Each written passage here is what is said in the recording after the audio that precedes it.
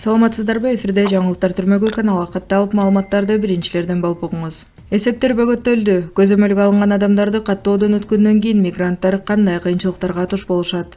Тармакка куулган мигранттар кантип киргизилген? Мигранттар үчүн кандай чектөөлөр 5 февралдан тарта күчүнө кирди? Депортация режими. Мигранттар банк карталары жабылып калганына нааразы. 5 февралдан тарта Орусияда өлкөдө мыйзамсыз жүргөн чет элдиктер тууралуу маалыматтар киргизилген көзөмөлдөгү адамдардын реестри иштей баштады. Ошондон бери жүздөгөн мыйзамдуу мигранттар жеке жана бизнес аккаунттарын колдоно албай жатканына нааразы болушкан. Алардын айтымында жашоого уруксат да, бизнеске ээ болуу да аларды кыйынчылыктан куткара албайт. Текшерүүнүн жыйынтыгы боюнча азыртан эле көзөмөлгө алынган адамдардын реестринде 7000ден ашык адам бар. 55 000 чет элдик жаран тизмеге кирбей калганын Ички иштер министрлиги билдирди. Реестрге жаңылып кирдим деп эсептегендер өз каражаттарына жетүү үчүн департаменттен расмий жооп алышы керек деп белгиледи migrant.ru порталынын жетекчиси Светлана Соломова. Тармакка куулган мигранттар кантип киргизилген?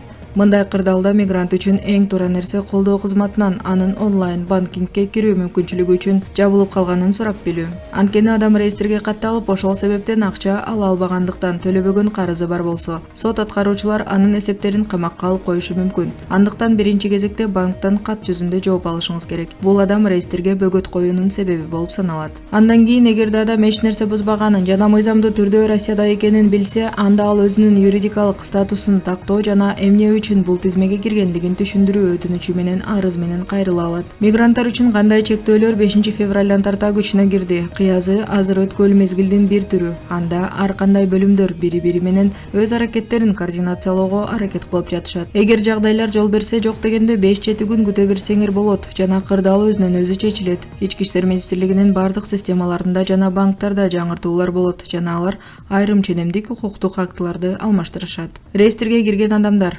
Орусияда депортация режими укуктук статусу боюнча болот жана жеке ишкер катары каттала албайт. Кыймылсыз мүлк жана автоунааларды сатып алып каттай албайт. Никеге турбайт, банк эсебин ача албайт. Кабарлар официалдуу МВД Россия сайтынан алынды. Урматтуу Москва шаарындагы мекендештер, жердештер, эгерде сиздердин документиңиздердин мөөнөтү бүтүп, Москва Казакстан кирди чыкты кылуу үчүн тажрыйбалуу айдоочуларды издеп жаткан болсоңуздар, анда мен сиздерге Бакыт агамды сунуштайм. Андыктан Бакыт агама чалыңыздар, номерин экранга жазып койдум. Алсуунун атынан, Алсу Рустамованын атынан деп барсаңыздар, сиздерге жолго чыгуучу документтериңиздерди бекер кылып берет, байке? Ооба. Токтоңуздар да. Андыктан баарыңыздарга ак жол, аман эсен барып келиңиздер.